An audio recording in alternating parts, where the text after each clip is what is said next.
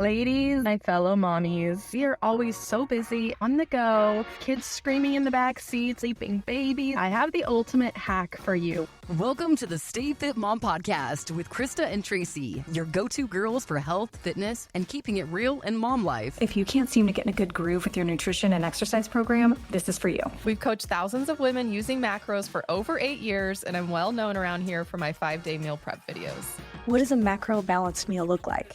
Hit subscribe to the Stay Fit Mom Podcast and join us for a fun, meaningful journey toward a healthier, happier you.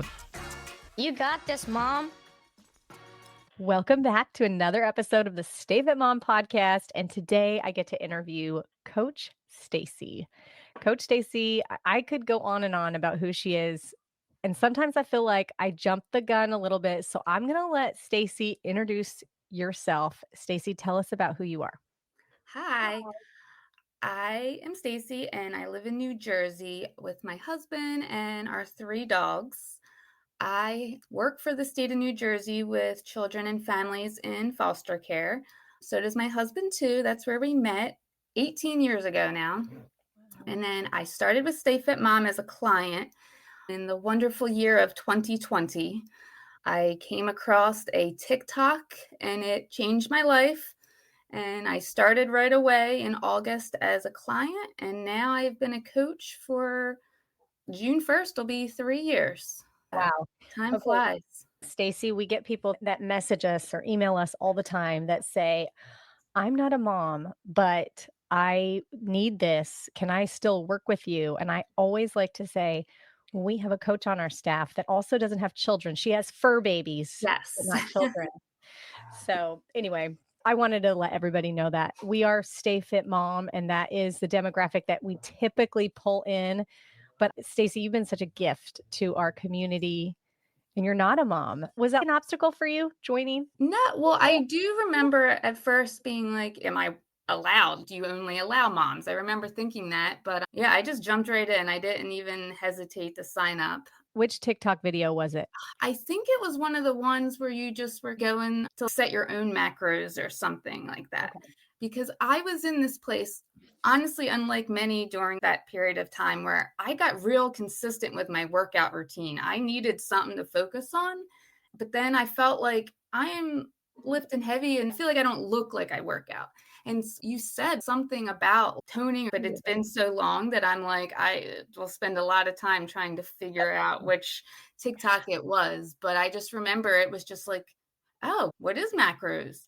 I wasn't even sure. My first tracking, I was so under in protein. I can remember going out to eat, getting a salad and thinking, oh, I'm not going to get chicken because that's calories. I saw it as calories. And now it's just eye-opening how you look at food, and more protein's better, not less calories. Immediately, I saw results. My first 6 weeks, you could see the body composition changes. I think I like to tell people, look like the athlete that you are. When you're training as hard as you are, you want to look in the mirror and go, yeah, she trains hard, and you can tell. Yeah, for sure. And my diet was not matching up with my training. And now you are a beloved coach by so many of your clients, so many. We actually came to Stacy pretty early on and we asked you, Stacy, what are you doing? Because your clients love you so much. And anyway, so you've just been a role model to the whole staff, to us, to Krista and I. And so anyway, you're just so loved. So that being said, what would you say your coaching style is?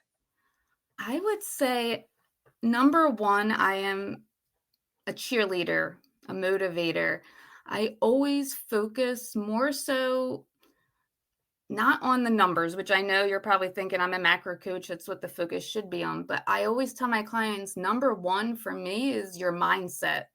And that positive mindset first, because if you can focus on the positives, you'll keep going and you can acknowledge where your struggles are. But if we can get that positive mindset in place first, we can continue to build upon your habits and get focused on the numbers. But if you were in that perfection mindset and one little thing goes wrong and you just dwell on the negative, you're going to spiral and not be successful. So I always focus first on someone's mindset and then build upon their numbers, their habits, and everything else. I feel like just falls into place. Every little thing matters. And I always say these little goals add up to big results. That's usually what I try to focus on. What's working because your clients just adore you. You can just tell by the fact that they continue to sign up for coaching with you over and over again that whatever you're doing, Stacy, is for sure making a big impact on them. So, this episode though is actually about ADHD, and I want to tell the story of what made the wheels start turning for me interviewing you. Basically, we were perusing the Stay Fit Mom Ninja Insider group, which is our very active community for nutrition clients, Ninja Insider clients. So I'm reading this post about a woman who said she was recently diagnosed with ADHD. She's taking medication and it's impacting her hunger levels. What do I do? And Coach Stacy pipes in right away and says, "Me too." And then you proceeded to give her strategies, which we're going to talk about. But all of the coaches were just like, "Whoa, Stacy, you have ADHD." And then we just started this conversation about, I think I have ADHD. And there were several other coaches on staff that have been diagnosed with ADHD. I have personally not, but I can just see tendencies. My niece was just diagnosed with ADHD. The whole conversation was so impactful, I think, to that client, to me, and your response. All that just had us all intrigued. So I know that there are a lot of people in our community that struggle with this, that have been given a diagnosis, and I just wanted you to speak to your experience. That being said, Stacy, when did you first start noticing that you might have ADHD? What led you to pursue an ADHD diagnosis? I did not even think of myself as having ADHD until it was around the holidays and I was together with friends. And one of my friends was talking about the struggles her daughter was having in school and how they had her tested, and she was diagnosed with ADHD. And all the things she said were all things I remember struggling with in school. And I thought, it's interesting because in my head, the kid with ADHD was the one that couldn't sit still in class, was running around. The teacher was always yelling at him to do something. And that was never me. But I always knew my whole life, I just always took longer to do tasks. I always knew that I was a little different in that way. I was always the last one to complete a test in school. When it comes to Stay Fit Mom, and we've had different meetings, I know talking about the length of time it takes to complete one of our check-ins, I was like triple the amount of time of the other coaches. And I'm just like, what is wrong with me? But then I'm like, it's me. It's just how I am. And I just have accepted it over the years, knowing that I take longer to do most things than others. But then when I heard about my friend's child, I was like, I just started doing some research, came up with all these traits of someone with ADHD. And yeah, the top ones of the hyperactivity and not being able to sit still and focus were still at the top. But there's a whole lengthy list of other traits that I was just going down the list, checking. Yep. And I was like, wow, okay. I have been in therapy for some time now. And I just mentioned it to my therapist. And she was like, there is a high population of women who are diagnosed with anxiety, but it's really misdiagnosed. You've had to struggle with ADHD, and that's been masked as anxiety. And that's what I've been diagnosed with. So she, through her practice, had someone I could go get tested, do an evaluation. And I did that right away. And I was off the charts like, yep, you have ADHD. Wow, all the markers. Yep. So I met with the psychiatrist, nurse practitioner within the office who actually specializes in ADHD, specifically in adults. And I learned I'm part of this lost generation, apparently, that there are women my age in their 40s that never knew they had ADHD and went through their whole lives knowing they were different, knowing they had these struggles, but never even thought that it was ADHD. And a lot of them are getting now diagnosed because they're dealing with it with their children. And it's often genetic. And so I don't have kids. I went through my friend route, but it was the same thing where you start hearing these things and you're like, wait a minute, I had the same. And come to find out, yeah, here I am at 41, recently diagnosed with ADHD. So it's such a great brief synopsis. One of the things that you said in there that I want to dive into just a little bit more is anxiety can mask ADHD. What are the similarities between somebody struggling with anxiety, somebody struggling with ADHD? How does those two go together? I get anxious because I'm not able to do what I feel like everybody else is able to do. Or, I've also heard you use the term busy brain. yes. So So explain what busy brain is. I think of it as honestly, when we've had other meetings, you have 1,000 tabs open on your computer. And I would look at it and be like, oh my gosh, that gives me anxiety just looking at all these tabs that you have open. And it's like that in my brain where I just feel like I had so many different things at once going on. I had to close some out and focus on one, and I wasn't always able to do that. I always did well in school, and I've always been successful in completing tasks. I always do get to that endpoint. And I know some with ADHD just can't even complete. Kids in school can't turn in assignments, or at work, you're not meeting your deadlines. I always have done it, but I have just taken a lot of extra steps to get to the end point. And I've realized that I've put these systems in place that I didn't even really realize over the years. But if something didn't go right, I would get so anxious and worked up. Because I'm anxious is why I can't complete the task. But really, I was getting anxious because I couldn't complete the task because of my All the tabs open in your brain. I like how you said that. And it made me think of when you said that women are vastly underdiagnosed or skipped because young boys, one of their exhibitors of ADHD would be like bouncing off the walls physically. They're so hyperactive. Whereas girls, it's almost like that's all happening inside our brain. Some days I will be so tired. And physically, I don't know that I did that much, but my brain has done gymnastics today over the thousands of tasks.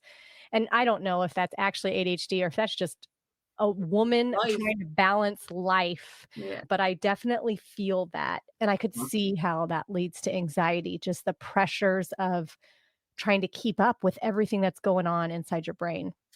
And I definitely have this perfectionist, like I want to get everything done perfectly. And I will hyper focus. I will reread an email 100 times before I send it. Be here in the workplace of being micromanaged. I would micromanage myself, the to-do list, the tasks, and you have to do this in this time. And if anything doesn't go how it should, my anxiety ramps up. That's heavy right there, Stacy. Oh, Yes. it's a lot of pressure put on yourself. Okay, so just some other little taglines that I think have helped me and like kind of go over the terms of what you just said is somebody with an ADHD brain, instead of logically progressing from one thought to another, like A, B, C, D, your brain would go A, S, C, Z. So, like when my husband and I are having a conversation, I'll skip around into territory that he's, whoa, how do we get from this conversation to this? And it's because there's just so many ideas flowing into your mind at once. And somebody once compared it to a bouncer. I've been following the Holderness family. Have you read that book? ADHD is Awesome. Yeah. Funny enough, one of my things I've realized with ADHD is reading. I've always wanted to read, and then I just can't always focus. I tried joining a book club and one book a month, and I was struggling to finish one book. And then I'd get to the book club, and other women have read 6 in a month. And I'm like, how are you doing this? I couldn't even get through it. So you told me about the book. I bought it. And it's sitting on my nightstand, and I plan to open it at some point, but I have not opened it yet. Maybe get it on Audible. Yes, that is a good idea. And then every time you're folding your laundry, you can just, Yeah. but one of the things that Penn Holderness talks about is Think about a bouncer at a nightclub, and a neurotypical brain has this bouncer that lets thoughts in and out. Nope, you can't come in. Okay, you're free to come in. And a person with ADHD is like, everyone's invited to the club. There's no bouncer preventing thoughts from getting in there. And so that can also, I think, lead to a lot of stress and anxiety because you're just feeling all of the things that could possibly happen versus just a very logical, controlled ABC step plan. Yes, logical is not in my vocabulary. I feel like I'm always thinking of what if, what could be, what's happening next. I try really hard to just be in the moment of things, but I'm always 5 steps ahead. Once I complete this, then I have to then do this and this. And then it's just spiraling And then sometimes. sometimes that list just makes me want to freeze and do none of it and take a nap on the bed because I'm like, that this is too much collapse. Another analogy that I heard was in terms of stimulation. People Mhm. with ADHD don't do very well with boredom. It's like your brain cannot be bored. And it's almost like this physiological need, like you have to go to the bathroom. Your brain needs stimulation in that way.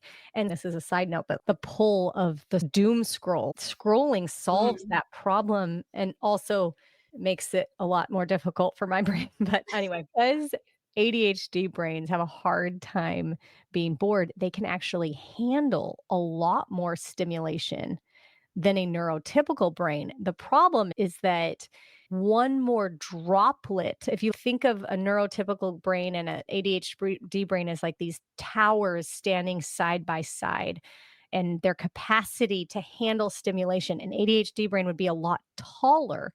However, one more droplet of something just knocks the whole tower over into full blown collapse.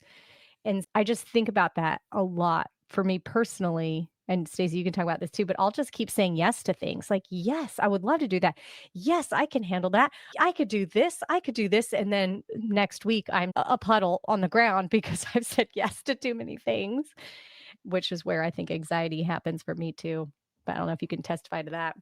Yeah, for sure. I mean, there's also that people pleasing. I don't want to say no. I can remember being in college and still wanting to get good grades and come home and put it on the refrigerator to be Yeah. like, look at how good I did. And I want everyone to just think Stacey's so good at doing this or doing that. And I don't want to disappoint anyone. I don't want to let anyone down. I want to be the best friend, the best worker, the best wife, the best everything. And sometimes you can't do it all. And then when you feel like you let yourself down, and here I am talking about how I tell my clients to be so positive and focus on the positive, but sometimes I'm so hard on myself if I don't feel like I hit these expectations I have for myself, which are extremely high. And then I get frustrated when I feel like I'm hitting the mark. All right, I'm doing all the things, I'm keeping. And then at work, when someone else is just so nonchalant, I'm just like, why am I always so tense? And someone else can just go through life, oh, whatever, I'll get to it. And I'm like, well, how do you do this? Because that is just not how I have been wired. And I have definitely learned that I'm a little different. And like I said, until not even 6 months ago, I didn't know why I was different. I just always knew I was. So we're going to get into that as the next question. But before we do that, one of the things that you were talking about is just that affirmation, getting that positive affirmation from other people and that recognition. And that made me think of people with ADHD lack serotonin in their brain the way a neurotypical brain works. And so you get that serotonin boost every time you please somebody else. And Mhm. so you get dependent on that. I don't want to let this person down. This was a big aha moment for me. Oh my gosh, I'm a people pleaser because I'm looking for a serotonin boost in my brain. I never put that together. Yeah. And we're going to get into the food too, about Mhm. how food produces serotonin. Sugar specifically produces quick serotonin hit in your brain. Drugs can produce serotonin in your brain. And there's all these correlations between people with ADHD that struggle with obesity, that struggle with drug addiction, because they're looking for this serotonin boost in their brain, people pleasing, whatever it is. And I definitely I feel that for you, Stacy, and I hate to even say me because I haven't gone through the steps, Stacy, but I've just read so many books. And similar to how you're like, that book has been on my shelf for 2 years. I'm like, I should make a doctor's appointment and figure this out, but my brain can't even get to that point. That feels so overwhelming to me. But that being said, so you go to the doctor, you get diagnosed. What was your reaction to being diagnosed with ADHD in your 40s? Initially, it was like that aha moment where my whole life came into perspective, and I was like, "So this is why. Okay, now I know." You feel like knowledge is power, and once you know, you can move forward and know how to better handle things or address things. But I had this period of it was like grief almost and loss. What could have been if I had known when I was in school? Could I have done better in school? Could I have gotten better grades? Could I have done better on my SATs? Because standardized tests were not my thing. I was a good student, but I was a good student because I put in double the work of everyone else studying. But then my SATs did not reflect that. Could I have gone to a better college? Where would I have ended up? Where could I have been? Could I have been in a different career? I just spiraled all these thoughts of where my life could have taken me if I had this knowledge or this diagnosis sooner. And then my doctor had told me a podcast to listen to, and then I had to pause them and they would mention something specific. And I was going back to times in my life where, oh, I remember when in college, my friends were done the paper we had to write, and I spent the whole weekend locked in the library where they were out having fun. And I remember they got A's and I did get an A plus, but is that plus worth it over the amount of time and energy I put in to this paper? It was hard at first. My doctor had said, like how you explained the bouncer situation, she explained it as the conductor in my brain is just on fast forward, and that conductor is just going a mile a minute. And then once with medication and being able to realize what's going on, calm, and then your conductor just does the normal slowing of your thoughts. But initially, this is not what's happening. My brain was speeding up because I was just replaying so many things in my life that I was recalling of, wow, that is why. And I felt more anxiety at the beginning. And then I worked on it in therapy, and I realized I'm happy where I am today. I am glad my life took the path it did. I wouldn't want to change anything. And I'm happy where I am today. And it's because of the struggles. They may have been struggles, but in some ways, they were my superpower too that got me to where I am today.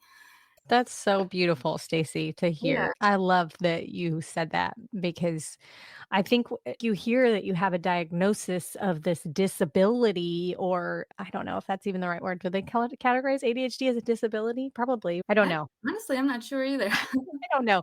But you just hear a term and then you attach yourself to that term and you start to think, oh, I'm lacking. There's something wrong with me. I don't know. That for me has been hard. I've had to push through that feeling of, oh my gosh, I have this I don't know if weakness is the right word either, but just different, I guess I'll say. It does make you think I am different. And then just the grief that kind of goes along with knowing that you're different, it feels heavy until you get to that point, Stacy, that you just said. I'm thankful for it. I'm thankful because it sounds to me, Stacy, like you are an incredibly persevering person, a hardworking person, somebody that just values getting things right and working hard. And those are characteristics that I would pray on my children to have. Those are things that I would love to have myself. And so, what a great aha moment to come to that realization of, wow, this thing that in my brain I thought was going to hold me back has actually propelled me to where I am today. And I have a very happy, fulfilling life. So that's beautiful. Yeah, for sure. And you mentioned it a little bit earlier. I've just developed these systems that I've had to put in place to be successful in everything I do. And I know there's others that haven't been able to do that and have gone down a path of drugs or alcohol or overeating. And there's all the things that it could be. So I have just focused on doing what I always needed to do. And I didn't thankfully derail and go off on the wrong path, because that can so easily happen. So many people that struggle, it's due to an undiagnosed condition that they didn't know they had, and they're self-medicating with drugs and alcohol or food or whatever it may be. So I just have found gratitude in where I am today, and that I do know, and that I just have to move forward. That's wonderful. Well, if you don't mind sharing this part of it, I think you might have mentioned the medication that you're on. So you get diagnosed, and then I would think that then you have this feeling of what's next. Okay, I have this diagnosis. Where do I turn? Where do I go? And so what did that process look like for you? So after the test, I met with the doctor, and she was wonderful at just explaining everything to me. And then my options for treatment were nothing. If I just felt I have this diagnosis and I'm just going to move on with life knowing that, and that would be just fine. Or there were medication options, which some were stimulants, she explained, and some were non stimulants that can help me. And then she also suggested therapy to work towards different ways that I can process things, which I was already in therapy. So it just gave us another thing to focus on. So I did start taking Adderall. It's like an extended release. So I take it in the morning and it continues to release throughout the day. And I know some people have mentioned, like I've read, that they take it and they can feel it and they're ready to go. I feel it when it'll be mid morning and I'm feeling flustered and it's already 11. And what did I accomplish today? And I'm like, wait a minute, did I take my medicine? No. And I realize that I know when I forget that I haven't taken it. And what I've learned in therapy is to reset myself, to be like, all right, calm down. I start feeling worked up. I'm like, take a deep breath.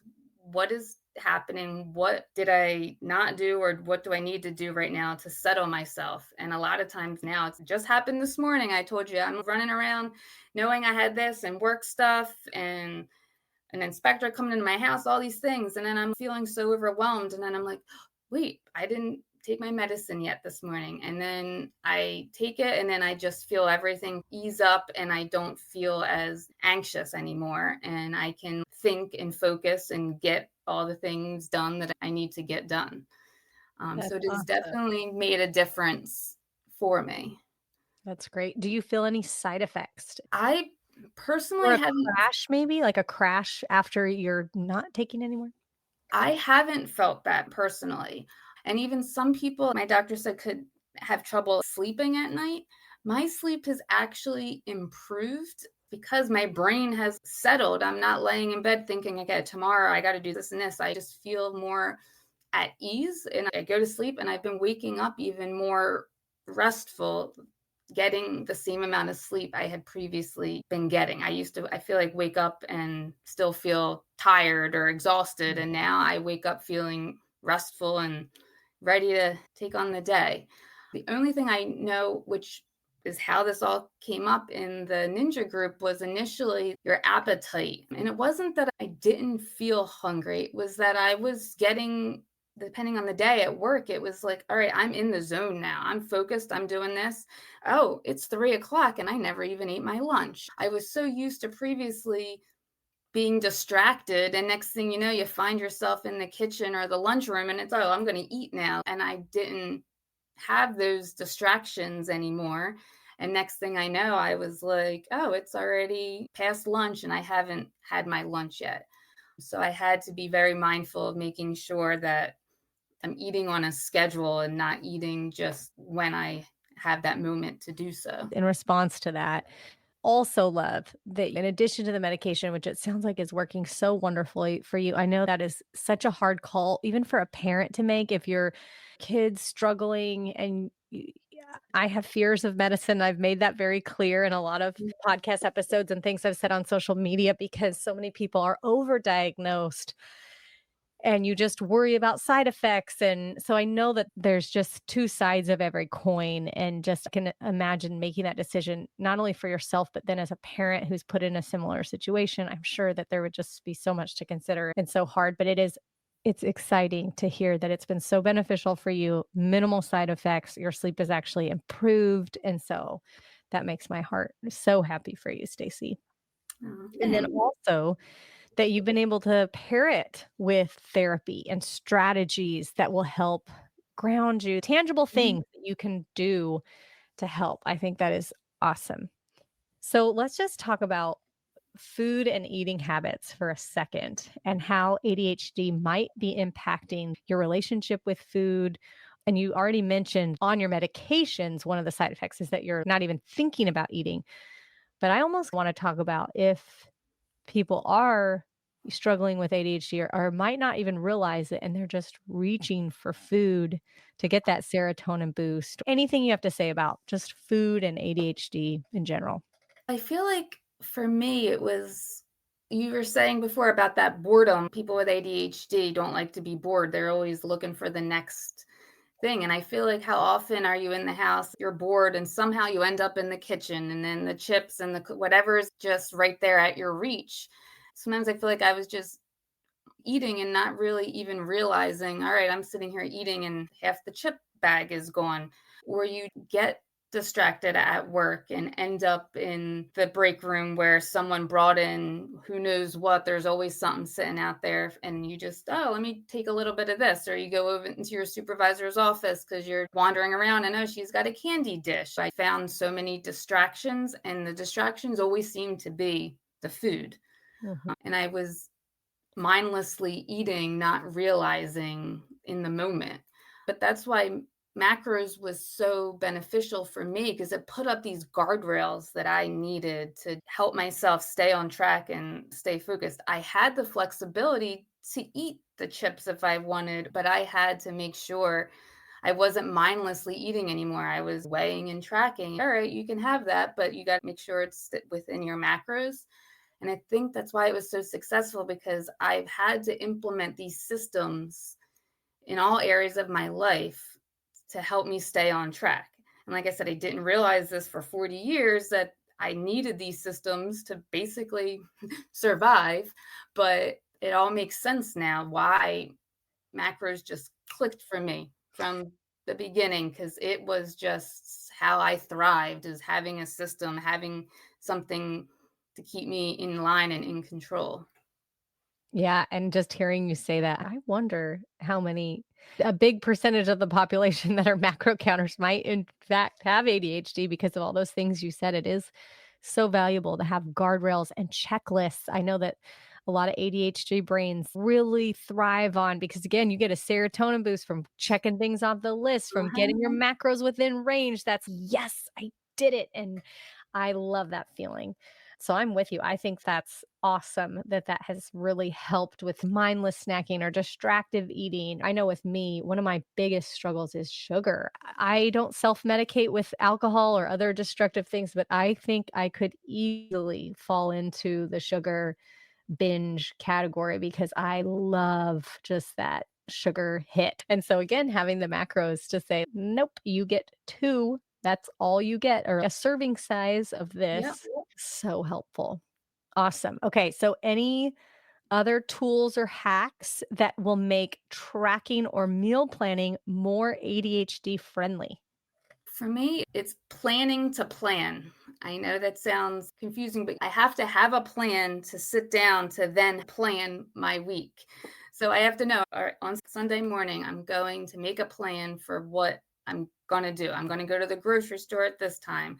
I'm going to have these meals. So I need to have these items. This is what I'm going to have for lunch. This is what my schedule is. I have to really make sure I set aside the time to then prepare and plan for my week. And again, Stay Fit Mom has always been about meal prep and planning. And that's always a strategy we've encouraged our clients to do. And Krista and her famous meal prep, the 5-day meal prep bowls. And I loved them and I still love them. And I didn't know at the time having that plan. I knew I was going to have that for lunch for that week, that 5 days, and how much it just set me up for success. Just having that plan and preparation, and it never let me go off track.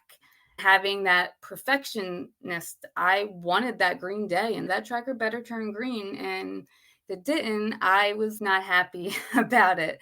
Now getting that serotonin boost from seeing go to green because I had a good day. Yeah, I And love that you just said that, plan to plan. That is mhm. actually in our new habit-based program. You get a green check for planning to plan, planning 2 times a week, or even just establishing a habit stack in your brain. Mhm. For me, I'm feeding 8 now, Stacy, and so every 3 days, I plan our meals for the next dinners. But yeah, it's definitely like you have to put some sort of trigger in your brain that makes you sit down and do it, because to say, "Just plan it right now," is not ideal because I got 50 tabs open in my brain right now. Yeah. Any specific strategies you now recommend more often to clients who may relate to ADHD challenges? I think the reminders in your phone. We're blessed, and it's also a negative, I feel like, at times, the technology that we have at our fingertips. Now there's water tracking apps. It can send you a little reminder. Don't forget, drink your water. Or you can put in a reminder, alarm go off, 1 o'clock, it's lunchtime, it's time to eat. We just have so much technology that can help us. There's the meal prep, different apps that you can set up and plan and have your meals in.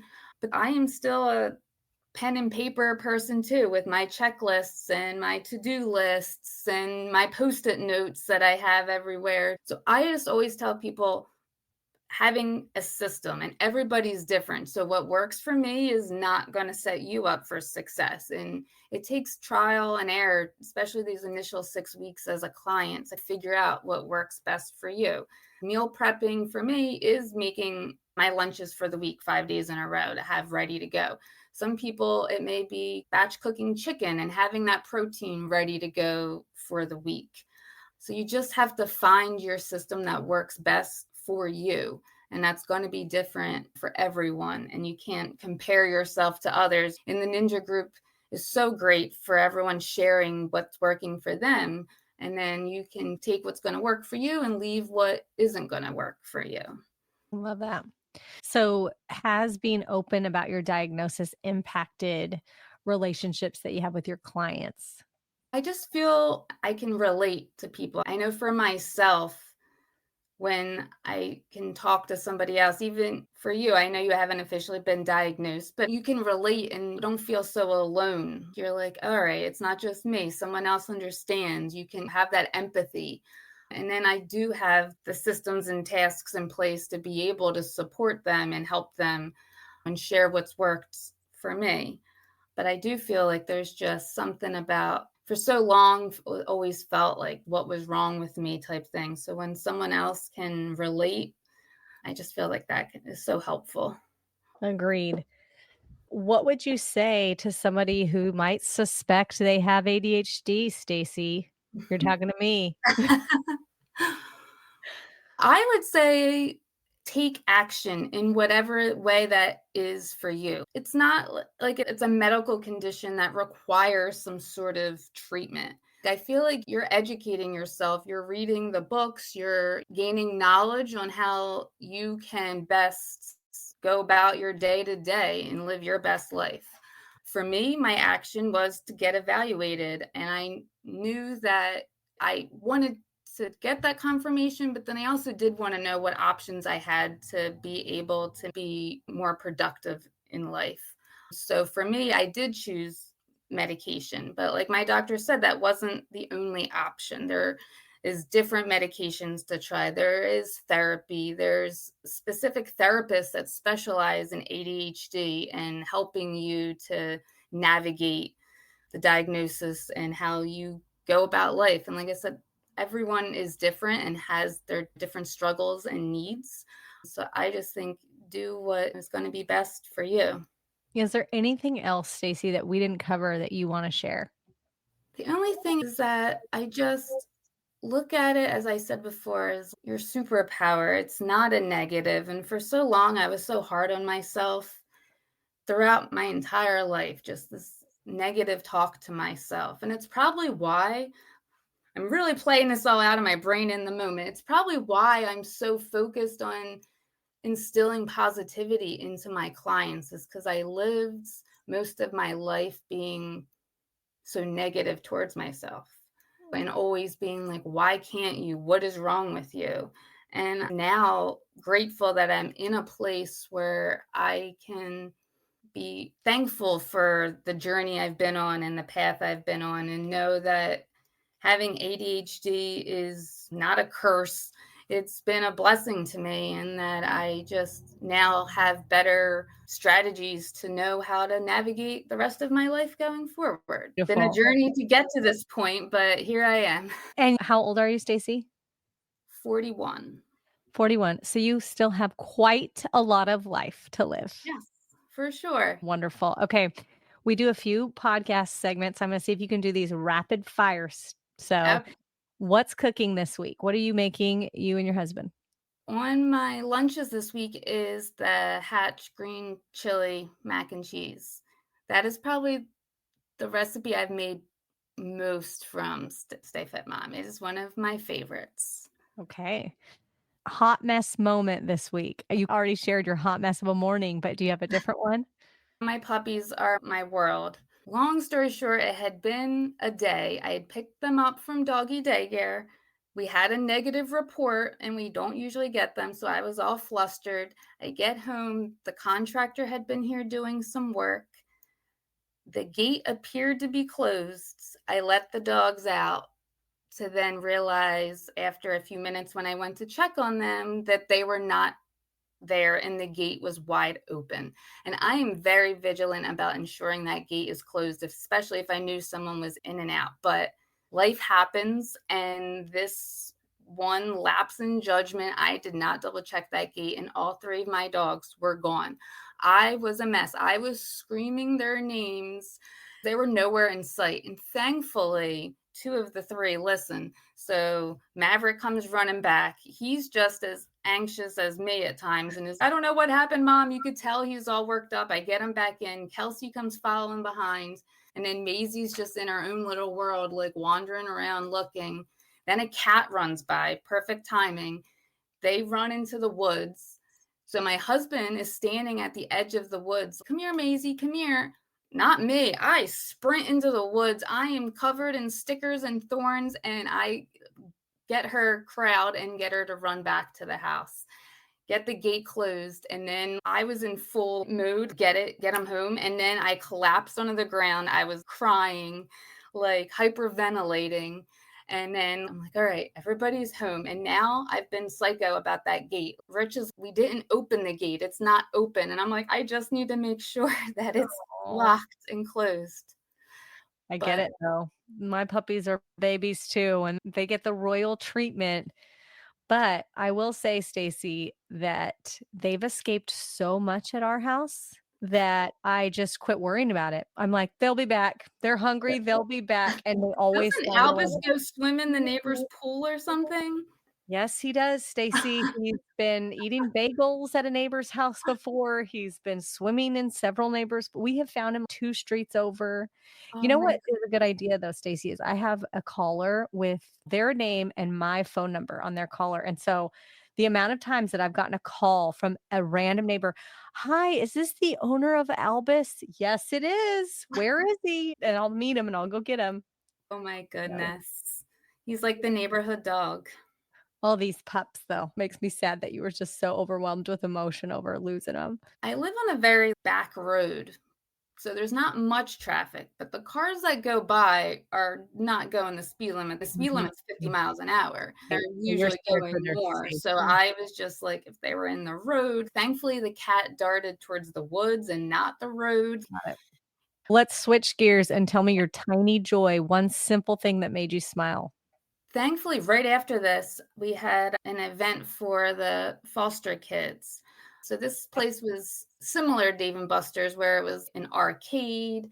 They had bowling, they had game simulators, all these different activities. And it's an evening that we have towards the end of the school year for all the foster parents and the kids to come, and everything is included. There's ice cream, there's a photo booth, there's a buffet of food, and everyone just comes for 4 hours and has fun. And foster parents don't have to cook. That's always a bonus. And just seeing the kids smiling and having so much fun and then hugging you and thanking you at the end. It was a wonderful day, and I always look forward to it. That is so awesome. And Stacey, I just interviewed Laura on the podcast and we talked about her foster and adopt story. And now this episode was not about this, but we also just think, what are the chances that you work with foster children? I'm an adoptive mom. Laura's an adopted mom. I feel like we've got a pretty strong Save It Mom community that are in this. We walk into a lot of openness. Yeah, it is. There's only that of all the coaches and staff that there is so many of us that are touched in some way by foster care and adoption. Yeah. And Special. Brooke works with families as an attorney and finalizes adoption. So I feel like through everyone's journey, we've all been able to support and encourage each other. So true. So true. All right. The last thing is the last time. Every episode we share the last time of something. This time, share the last movie or TV show that you watched.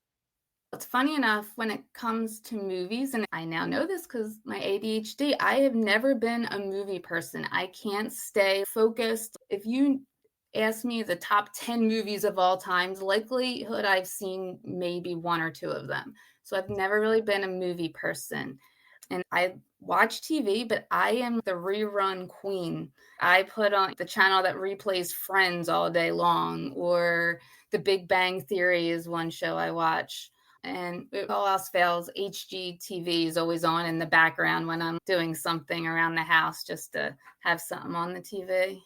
I love those comfort shows too. This has been delightful, Stacey. I love it. Thank you so much for taking a big chunk of your time and setting aside a frazzling morning for this, because it's going to help a lot of people. I think we are probably ADHD heavy in our macro counting community without even realizing it. Yeah, no, thank you so much for asking me. Until I had posted or replied to that post in the group, I hadn't really said anything to anybody. And it wasn't because I was embarrassed. I've tried to think this over, why I wasn't open or upfront. I don't know. I just hadn't really said anything. So it was funny because it was like, all right, I'm putting it out there. Now it's on the internet for everyone to see.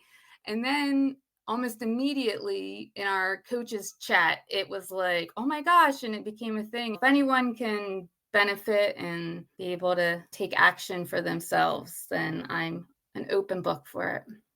Thank you. There's just so much power in sharing our struggles.